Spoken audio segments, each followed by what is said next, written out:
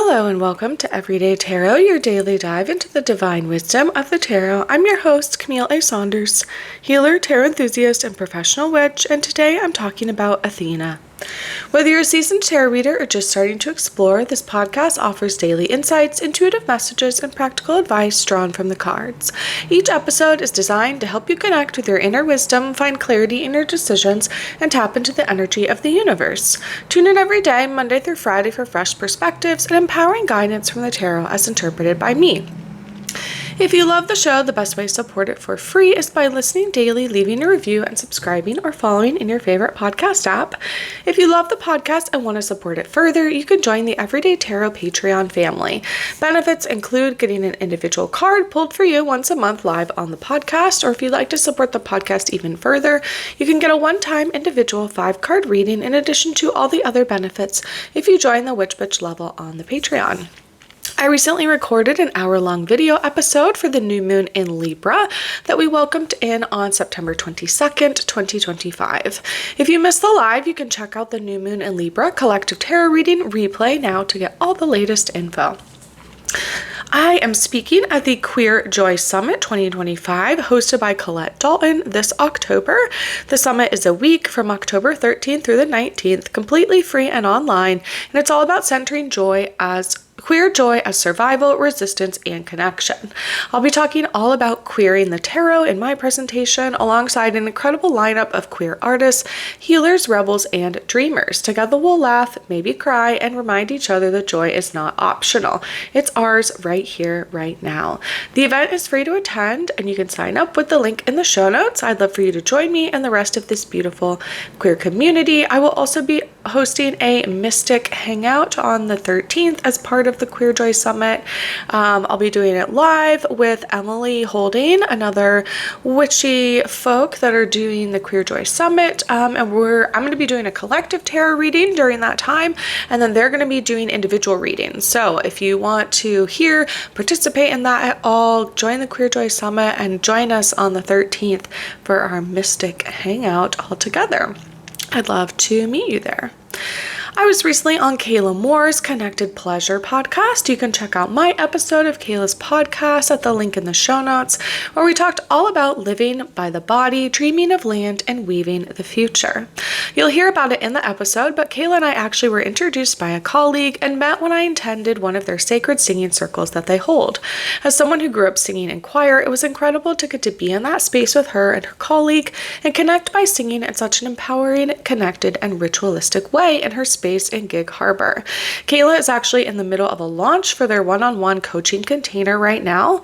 I'll be upfront in stating I am an affiliate for them, and I think they're amazing and do incredible work in the realm of the divine feminine. So Kayla's books are open for their launch period October 6th through the 12th. So this week, right as this podcast is live, Kayla's one-on-one coaching program is an 8-week private journey for women who feel disconnected from their sexual desire and are ready to reclaim it on their own terms. Together, you'll unravel the knots of shame, pressure, and conditioning that have silenced desire and begin reweaving connection to the body, erotic energy, and pleasure.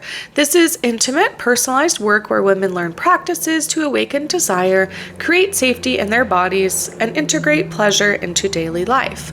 By the end of the journey, they feel more connected to themselves, more confident in their erotic voice, and free to experience desire as a natural, sacred part of who they are.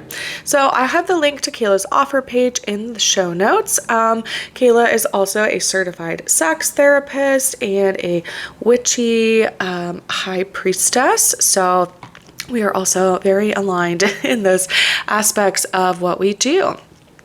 If you want to work more directly with me and you don't live local, I am offering a Tarot for Transformation live course. I've pivoted a bit and we're going to be deep diving the first 12 of the major arcana cards all together as we embody archetypes and learn how to transform ourselves through the tarot.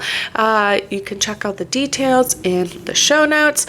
Like I said, I am pivoting this. I originally planned it as a 12-week course, but I think I really want to dive deeper into it and give folks more room and space to like really embody these archetypes and practice what we're going to be learning about. So I'm going to start it in January of 2026, and we're going to do one a month. So that is my plan for right now. You can join by joining whichever ones work for you that month. I'll definitely be recording them. And then you can also purchase like a package to be present for all 12 of next year's Tarot for Transformation live courses. And again, like I said, if you're not able to attend live, you'll get the recording and all the other information. I'll be making workbooks with lots of information about the card, what we're embodying, how we're embodying the Fool and the Emperor and the Empress and the Magician and all of the first 12 of the major arcana cards, and really utilizing, the teachings of each card as a way to bring certain things into our life. So I think it would be perfect starting with the Fool in January, kicking off our year with the beginning of the major arcana journey. So I'm so excited to, be kind of pivoting this and making it really like this deep dive, because I'm really obsessed with using tarot for transformation, whether that's self-growth or transforming your business or life, your relationships, all these different things, and utilizing the messages that we get from tarot and learning our intuition and how to continue centering that as a practice and using the tarot as a way to help facilitate that. So the details will be in the show notes. If you're interested, you can get on the list to start getting more info, and then I'll have the sales information up certainly by the end of 2025, but probably in November. So I can really start and do this kind of launching and have folks join me along this, because I think it'll be so fun.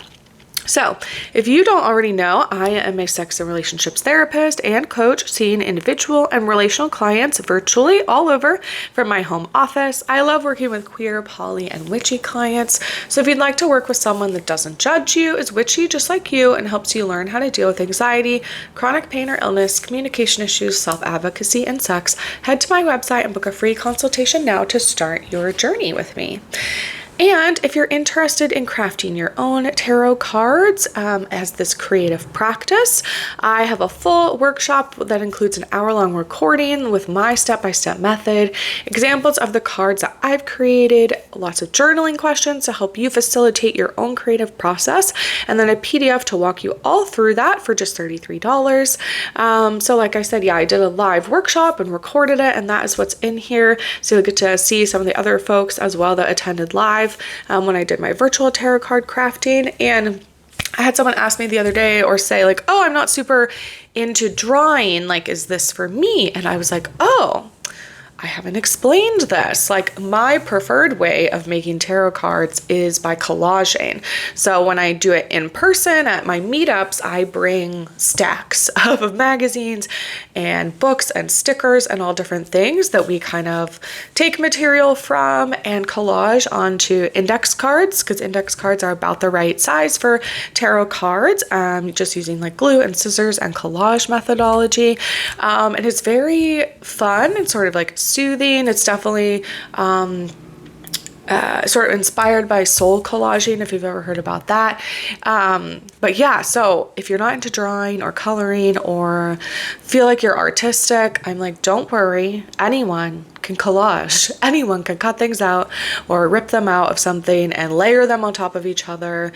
I have glitter glue, and I have, like I said, different stickers and stuff. And again, if you're doing this at home, use what you have, or save, magazines and newspapers and stuff for a month or two, and then even advertising or anything like that, and then sit down with this practice. And you can get this whole package with the recording where I walk you through it. I show you cards that I've made and kind of different examples, ones that I made based off of I saw an image and I was ooh, I want to make a card based off of this, and then also ones where I was like, all right, I want to make a strength card. I'm going to look for big cats. I'm going to look for, a lion or a leopard, or I'm going to look for something and kind of like try to have the right thing for that card. So you can do it any way that you want, and that is definitely part of my methodology, is that you get to create however you want, and you don't have to be too crafty.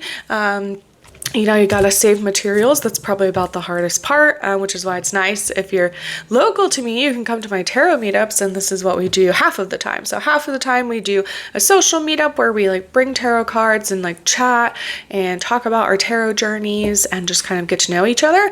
And then the other half of the time I'm doing this like crafting stuff. So I'm bringing all the materials and the index cards and the scissors and the glue, and we usually haul up in the library and hunker down for 2 hours and kind of craft. And then a lot of the times people bring a lot of their inspiration material home with them and kind of like keep doing it. So if you feel intimidated about this, but you're sort of like also intrigued about making your own tarot cards, it's a super fun thing that's, I think, is pretty easy.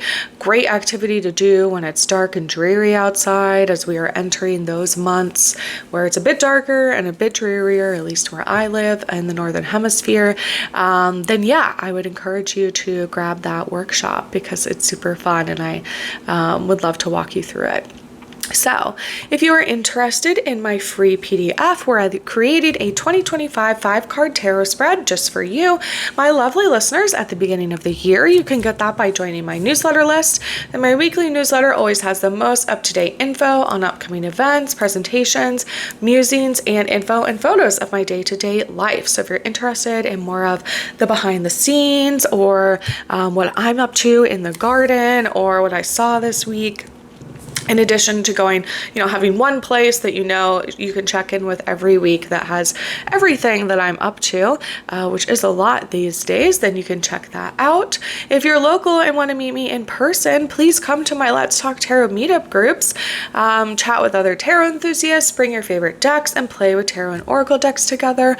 I will be creating an event coming up soon, probably in October, to do a social meetup, probably in the Olympia area. So since I've moved a bit further south, and then perhaps I'll also be doing a virtual tarot card crafting again, probably less informational this time and more of just like holding space while we craft together. So you can be on the lookout for those. Join the meetup group and you'll get notifications when I create the events, and you could check those out.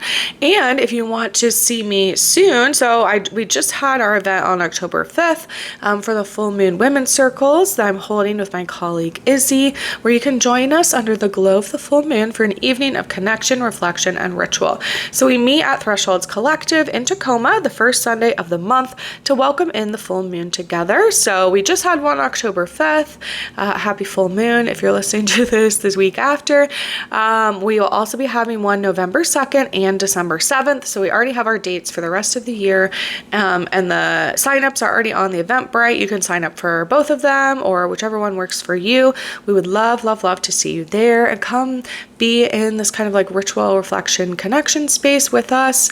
We generally do some like guided meditation. Izzy likes to lead us through some somatic processes or breath work or stretching, or we've done legs up the wall. I know is a fun one in a couple of the last full moons. I pull a card for us all. So we do like a collective tarot reading, and then we all do individual tarot readings, and there's plenty of time for journaling and reflection in that process. And then we usually do a what was I gonna say? Like releasing ritual at the end, where we write down either things we're manifesting or things we're letting go of, depending on the full moon energy. And again, Izzy leads us through a whole like astrological update at the beginning of the session, which is super fun. So we can get really grounded in what this moon is about and what we should be taking from it. And then, we end with this releasing ritual where we write things down and then take it and burn them in my mini cauldron outside as our part of like our releasing ritual or kind of like ending ritual or closing ceremony. So yeah, I would love to see you there. Those are super fun, and it's just like a lovely space to be in too, literally and mentally and emotionally. All right, so you can find the links for any of these offers in the show notes or on my website, CamilleASaunders.com/everydaytarot, in addition to the images of the cards I pull on each episode. And thank you for bearing with me through the extreme amount of announcements these days. I'm doing a lot right now, so I'm trying to be a little bit better about explaining what some of these things are. So welcome to season 16, where I'm talking all about queer deities.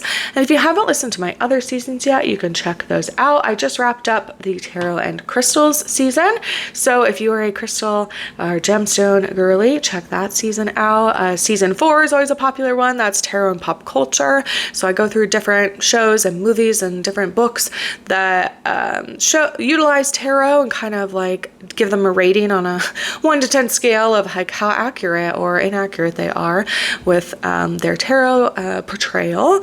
If you want to check out spreads, I have season 5 with 13 common tarot spreads.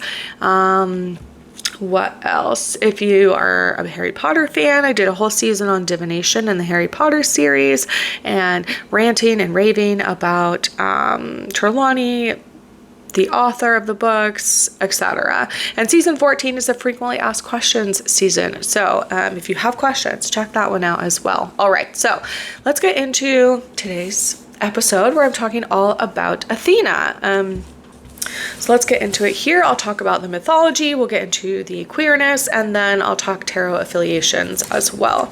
And then we will pull a card at the end to see what message Athena has for us. So Athena is known as the mother goddess of Athens, worshipped as Holy Virgin Athena Parthenina in the Parthenon, her quote-unquote virgin temple. Though classic writers insisted on her chastity, older traditions gave her several consorts, such as Hierophant and Pan. She was united with the phallic Pallas, whose palindrome was a lingam, later Rome's greatest fetish. I need to know more about that. Athena came from North Africa. She was a Libyan triple goddess, Neith, Metis, Medusa, Anth, or Athena. An inscription at Larnax Lapitau named her Athena in Greek, Anat in Phoenician. So in the pre-Hellenic myths said she came from the uterus of Lake Tritonus, the 3 queens in Libya, and Egyptians sometimes call Isis Athena, which meant I have come from myself. Greeks claim Athena was born from Zeus's head after he swallowed her mother Metis, i.e. Medusa, female wisdom, formerly symbolized by the Gorgonon. Athena's snake-haired mask invested with power to turn men to stone. Gorgo or Gorgon was Athena's destroyer aspect. Funerary statues or phallic pillars were her men turned to stone. Perhaps even identified with the pillars of the Parthenon, which was seized by Christians at an unknown date in the 5th or 6th century AD and rededicated as a temple of the Virgin Mary. Athena is also known as Minerva. So I'm going to read a little bit about Minerva as well. It just depends on, which mythology you're going with. Minerva, where are you? So Minerva is the Roman goddess of wisdom and the moon, derived from the Etruscan goddess Minerva or Minerva, probably a crone aspect of the original Capitoline triad, a Latinized Athena. Her totem was the same as that of Athena, Lilith, and the Welsh goddess Blawddwyd, an owl, which consequently became known as the bird of wisdom and of witches. All right, so what else do we know about Athena? Again, Athena is associated with the goddess of wisdom, patron of Athens. I have been lucky enough to have gone to Athens and seen the Parthenon, which is incredible, and also like you can see it throughout the entire city of Athens. Like I can definitely understand why, or that this was like a dedication to the goddess, because it's like everyone around would be able to see it from wherever they were. And Athens was a massive city, so it's kind of incredible. She was seen as a virgin by nearly every mythological account, but did express romantic attraction to the Attic maiden Myrmex. However, that ended poorly when Myrmex pretended to have invented the plow, one of Athena's creations, and Athena turned the girl into an ant. Fascinating. So that I pulled that from the pride.com queer gods article that they did, which I'll be referencing throughout this season. Also on autostraddle.com, talking about Athena and queer folklore, about Athena and Hestia. They talk about that Athena, right, again, like Dionysus, had this unusual birth. The child of Zeus and Metis, goddess of wisdom, Zeus swallowed her mother during pregnancy as an alternative to abortion. There's a parable here about the modern anti-choice movement, but I digress. Athena somehow made her way to Zeus's cranium, where she had to be extracted by way of a combined cesarean trepanation. Unfortunately, because the ancient Greeks couldn't imagine women who weren't also cartoonishly evil actually being angry with men, Athena never held the whole ate her mother thing against him. Instead, she became Zeus's most loyal and useful child, actively rejecting sisterhood with women in order to champion the rights of men. And there's a quote from "There was no mother who gave me birth, and in all things except for marriage, wholeheartedly I am for the male and entirely on the father's side." The reference to marriage there is sadly not a sign that she supports battered wives, but rather her steadfast refusal to marry and submit to husbandly authority. The quote is actually an extract from a speech about how she feels men may murder their female relatives with impunity, but murdering those men right back is the greatest crime of all, because Athens was a terrifying place to be a woman. Not great. So Athena is the goddess of war and wisdom, which sometimes, right, is hard to hold both of those things at once. But Athena has this sort of like strategic mentality, but using wisdom in war. She was also the patron goddess, like we've talked about, of Athens.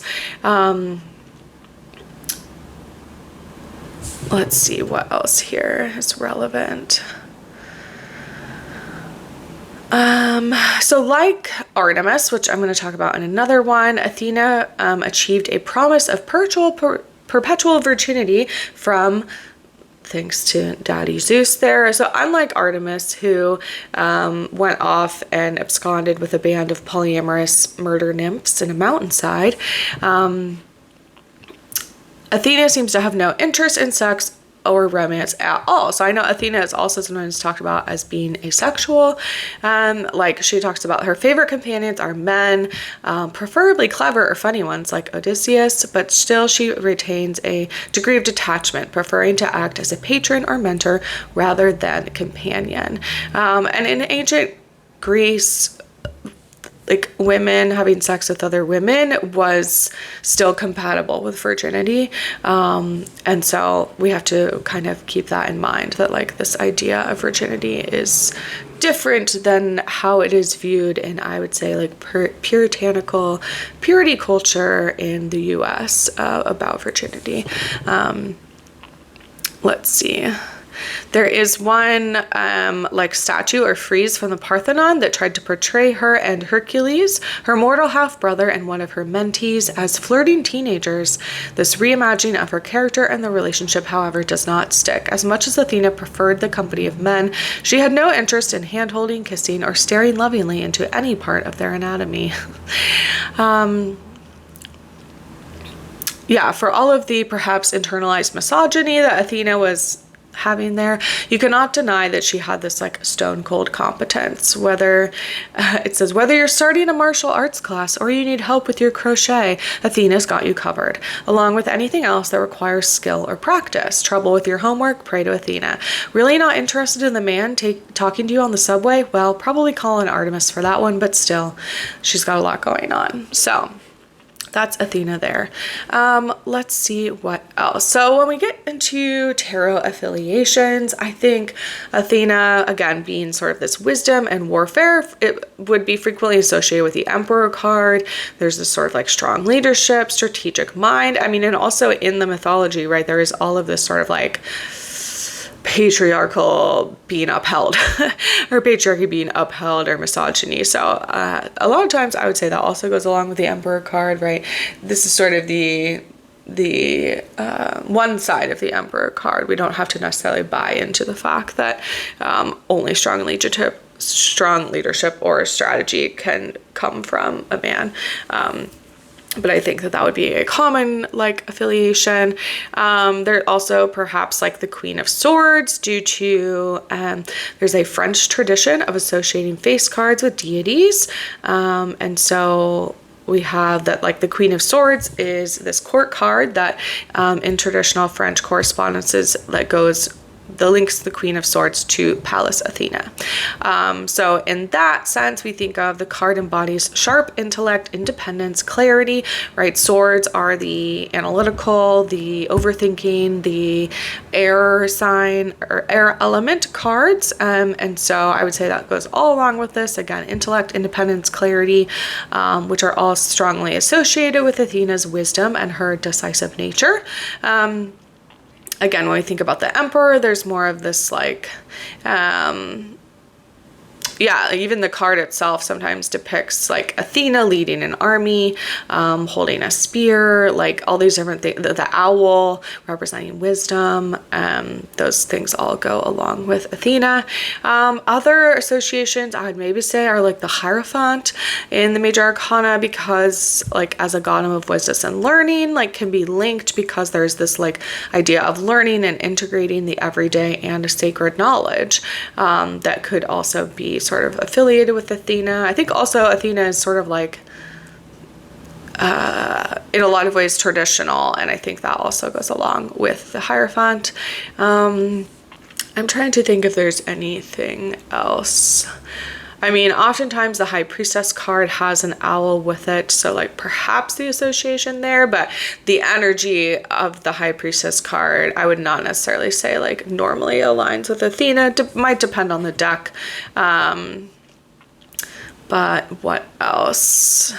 I also, when I was looking this up, I saw someone say that like Athena would not be into tarot because of this like sort of traditional, sort of like masculine presenting qualities that Athena has, and sort of like not being very woman friendly, which I thought was like interesting in a way that I had not thought about that.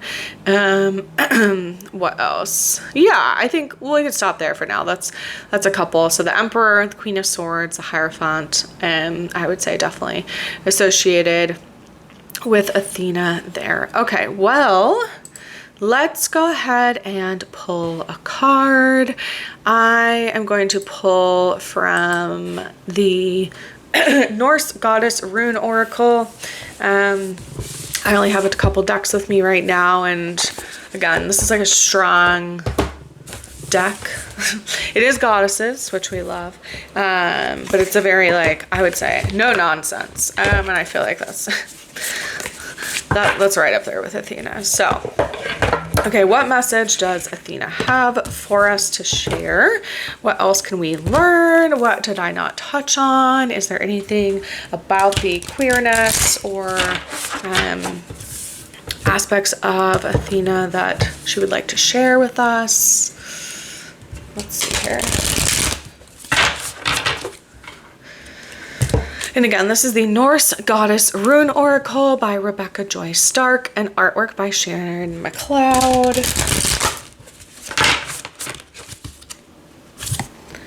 Okay, I had a card fall out. So this is number 12, Kinas Merkstov, associated with Brynhild, which is self-awareness, consumption, and engulfment. Interesting. All right, it says, I am Brynhild, surrounded by flame, cursed by a sleep thorn until you came. Rune charms I know, to the Asur I pray. May Kenaz Merkstov brighten your way. So Brynhild, the Valkyrie, was the one that slew Odin's favored warrior and was cursed to slumber. Brynhild was a wise woman, also known as Sigdrifa or victory bringer, and Brynhild betrayed and surrounded in flames to be betrayed again, ending her life on the funeral pyre of true love. So the Sigdrifumal tells of the Valkyrie Brynhild using her title. Fast asleep in a tower of shields surrounded by flames, she slumbers with her helm and mail coat.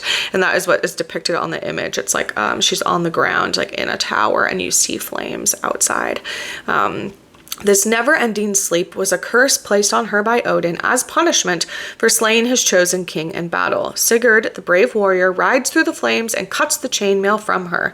Brynhild awakens, giving thanks and prayers to the goddess and gods before sharing her wisdom of the runes with him. She is a powerful goddess holding within her the magic of rune charms, which she shares once free from her engulfment. So Brynhild, surrounded by flames, is the enlightenment and wisdom that many seek. Okay, here's our affiliation with Athena. She holds the power of magical rune spells, the power to take a life that Odin himself favored. Brynhild swears to only marry a man who has no fear. Sigurd's ability to ride through the flames is representative of the sacrifice necessary to fulfill burning desires. The truth, once brought to life, causes such pain that Brynhild then joins her beloved to burn in death. It is an all-consuming, overwhelming, and an end to the deception as the truth is illuminated. All right, so if we get into the divination meaning for this, so Kenaz Merkstav is the rune of consumption. Its flame is all-consuming as it brings to light that which is hidden within the depths of your heart. It is self-awareness, illuminating secrets and lies that you tell yourself, searching with blinding light to uncover that which prevents you from fulfilling your destiny. It can indicate a need to banish the shadows within, resolve past trauma, or uncover problematic thought patterns or behaviors that may be engulfing you. Spend time reflecting on those shadows within your being and work towards resolving potential issues. Burning the candle at both ends is an analogy fitting for Kenaz Merkstav, as the fire of creativity can quickly shift to obsession and desperation. Ensure that you are balancing your tasks. Perhaps a time management schedule is needed to prevent burnout. This is particularly applicable if you are undertaking further study or feeling the pressure of work. This card provides the warning that you need to truly analyze where your time is spent and how you can improve your use of time to ensure that you have a balanced lifestyle. Being swamped by too many demands is detrimental to your well-being. Focus on freeing yourself from habits or tasks that are engulfing you. If you've been wanting to improve a particular skill, such as learning an instrument, creating an art piece, completing that degree, or finishing the book, Kenaz Merkstav shines a light on the creativity within that can only be useful if it is practiced and harnessed. Look honestly at your capabilities and find a way to embed them into your routine so that you can move towards achieving your creative goal. Excuses and blame will get you nowhere. This card shines the light on you and how much you truly desire to create while illuminating your responsibility to making your dreams a reality. All right, well, thank you, Athena, for that message. So again, I referred to the Women's Encyclopedia, Myths and Secrets by Barbara Walker book. I pulled from the pride.com article on queer gods. And I pulled from autostraddle.com about Athena and Hestia with their asexuality. And I will link all of those in the show notes as well. So thank you for joining me today. If you'd like to join me on the journey of using the tarot for transformation, click on the link in the show notes to indicate your interest, and I'll be sending out more information. We're going to work together for 12 months of calls. And again, you can show up to one, you can commit to all of them if you would like, but we're going to be doing calls, journaling. You'll get workbooks all about the cards that we're talking about and different journaling questions and ways to work with the card that month to discover what happens when we want to transform our lives through the tarot. So links for the tarot decks I use will always be in the show notes and on my website if you'd like to look at them or purchase them. And thanks for joining me today on Everyday Tarot. Just as a reminder, the podcast comes out daily, Monday through Friday for all of 2025. 2025. You can email me, me@CamilleASaunders.com, with your thoughts, questions, and more. All right, see you soon. Bye-bye.